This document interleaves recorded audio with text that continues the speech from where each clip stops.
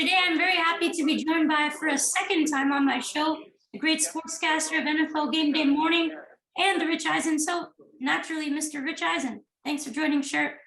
I had you on at the beginning of the season and now before the Yes, Super you Bowl. did. So, how are you doing this evening? I'm doing well. How are you today? Oh, I'm doing great. It's really awesome to have you on again, especially right before the Super Bowl.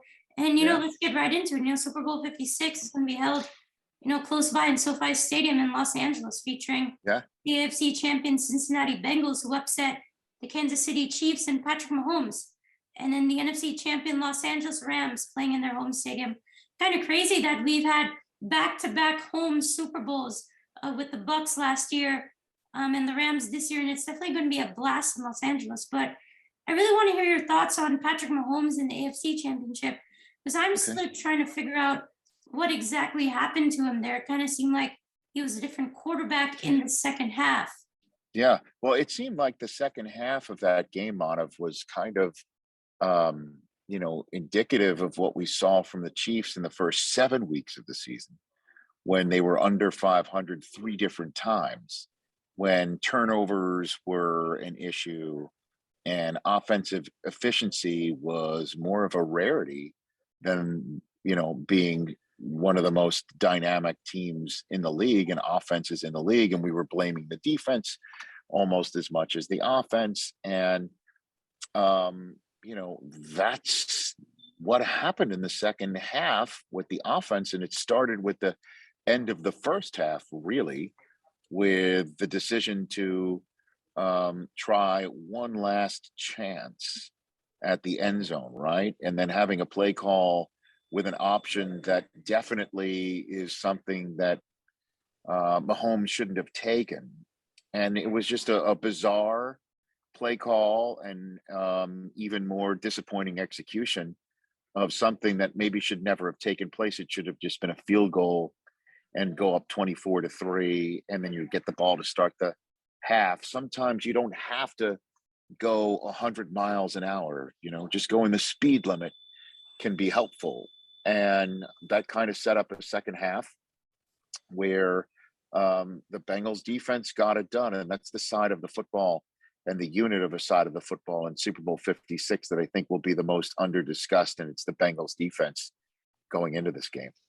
Yeah, for sure. I think the Bengals defense has been really underrated so far. And I saw a little bit of film. I saw people mentioning that they kind of changed from two high safeties, which teams are doing to try and prevent the over top play from the Chiefs, to a single high. And then they were able to be more aggressive and able to contain Mahomes, which I thought was really, really impressive. And I don't know if you remember, sir, but in our last interview, we talked about our Super Bowl pick, and you had the Bucs versus Chiefs. And Yes. I had mentioned how I was picking the Rams at the time for the NFC. I had mentioned how there was a special connection between Sean McVay and Matt Stafford. And to me, the Rams are just a really balanced team. And I'm really just so happy for Matthew Stafford. After 13 seasons, reaches the Super Bowl, and he's delivered so far in these playoffs. 7 touchdowns, 1 interception. He had that one bad throw to Jaquiski Tart, and that was nearly intercepted. Yeah, the amazing throw to Cooper Kupp to beat the Buccaneers. And he's definitely singing it with confidence. I see him definitely having a good game on Sunday. Yeah, and obviously seeing him in it after all that time in Detroit, and the questions about his, abilities to play in big games, was something that dogged him and the Rams' acquisition of him. And the 0-3, if you will, record in the playoffs that he had coming into this year. He's now 3-0. And the most amazing thing is he could be above 500 as a playoff quarterback if he wins the Super Bowl on Sunday. And, we started this chat, you started the interview, Manaf, by talking about here we are again with another team playing at home, or if you will, in their home stadium, because technically the Rams are the away team this year. The NFC was going to be the away team regardless of which team was going to be in the stadium. But, it's the second year in a row where the NFC is quarterbacked by somebody who changed their scenery after an entire career's worth of a tenure in their spot, thinking that it was what was necessary at the moment. It was also something that was necessary to try and win a championship. And Brady doing it, Tom Brady, obviously, I'm referring to that from last year. Him doing that may have inspired Matthew Stafford to sit here and go, you know what, life is short. Let me go and see if I can get my exit visas from Detroit. And it was something that he really, as you know, he has talked about, he and his wife, it was very difficult for them to arrive at that decision. But for them to now be almost 53 weeks later from that happening on the precipice of winning it all, it's kind of interesting to see that for a second year in a row. And maybe he can replicate being the team to win on his home field in the Super Bowl. Yeah, I mean, as amazing as the Bengals run has been to the Super Bowl, I was talking to Kay Adams the other day, and before the wild card game, and I was like, I predict the Bengals to reach the AFC Championship. Well, here they are in the Super Bowl. That's definitely not something I saw. But to me, the big question is, I'm just really not sure how they can stop Aaron Donald, Von Miller, Leonard Floyd on the Rams defensive line. This Bengals O-line, they did a great job against Chris Jones and Melvin Ingram and Frank Clark, but Aaron Donald, I mean, that's another level that this Rams D-line has to offer. And then you have the backside with Jalen Ramsey and Darius Williams. So I think Aaron Donald could honestly just wreak havoc in this game. And Matt Stafford, if he has enough time, I think he'll be able to dice up this Bengals defense with Cooper Kupp and Odell. Yeah. So, personally, I'm going with the Rams 24-20. I don't know if you're able to release your pick right now, but you have to save that, wouldn't you? Well, I mean, these walls have ears. I don't know if Yeah. the rest of my guys are around here, but I look. That is a very astute analysis of what could play out here. Of course, what would blow all that up is just Joe Burrow being Joe Burrow, right? So I think that is the ultimate wild card in the Super Bowl round, right? Is that Joe Burrow is just one of those guys who just is as much of a dream wrecker as Aaron Donald is a game wrecker. And that, I think, is maybe what concerns Rams fans more than not. And maybe is the type of quarterback you prefer not to see in the Super Bowl, even knowing that your alternative was Patrick Mahomes. That again, if Mahomes showed, if he had won that game, if he had, if you will, done to Cincinnati what he did to Buffalo, which was win the coin toss in an overtime and just march down the field, that probably would have led to a whole 2-week to do about the overtime rules that, interestingly enough, we're not talking about right now because Cincinnati picked him off and won the game.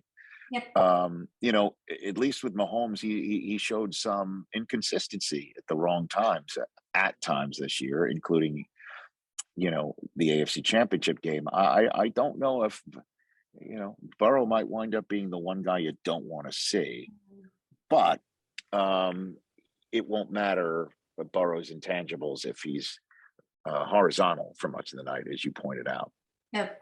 So I really wanted to do some talk on the Texans because today the Texans just announced that they hired Lovie Smith. It was well. What do you think of that hire? I think it was a solid hire. I think the Texans coaching search honestly just kind of seemed all over the place. I don't think it was necessarily done very well after all that time. You come back to Lovie Smith that you could have done before. Lovie I think is a good candidate.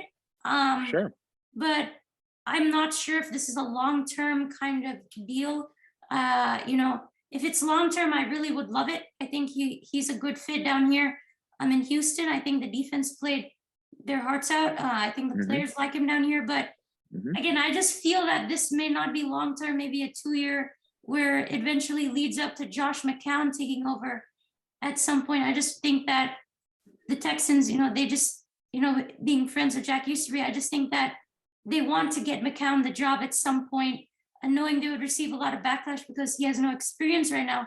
I think they want to give McCown some experience, maybe get him as an assistant and hire him in a couple of years. But look, I think Lovie's a good guy.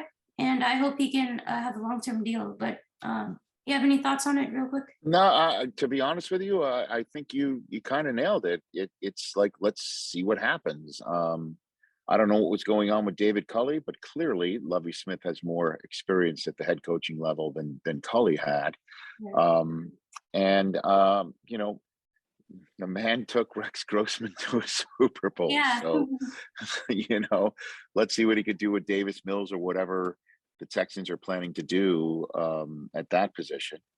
But we'll see, man. It's kind of wild how, you know, Frank Reich is, you know, and Vrabel are the deans of the division right now, as Jacksonville and Houston both just one and done their coaches. It's kind of wild to see that happen to one and done a coach, but to see two teams do it in the same division is a true rarity.